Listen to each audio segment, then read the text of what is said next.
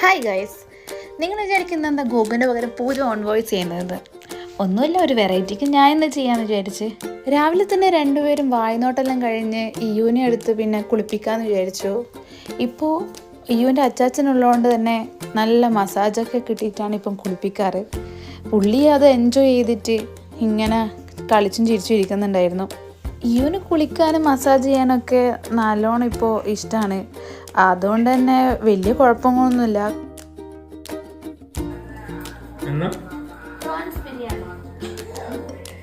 കഴിഞ്ഞ ദിവസം ലുലു പോയപ്പം കുറച്ച് പ്രോൺസൊക്കെ വാങ്ങിച്ചിട്ടുണ്ടായിരുന്നു. അപ്പോൾ ഇന്ന് കരുതി സൺഡേ ആയതുകൊണ്ട് പ്രോൺസ് ബിരിയാണിയാണ് ഉണ്ടാക്കിയേക്കാന്ന്. ഈവനിങ് ആയപ്പം പൊന്നും അമ്മൊക്കെയൊക്കെ വന്നിട്ട് തന്നെയായിരുന്നു. അപ്പം ഞങ്ങൾ കരുതി ഗെയിമിംഗ് സെൻറ്ററിൽ പോകാമെന്ന്. അപ്പോൾ ഗോകു പറയുന്ന പോലെ അത്രയൊക്കെ ഉള്ളൂ. Thank you.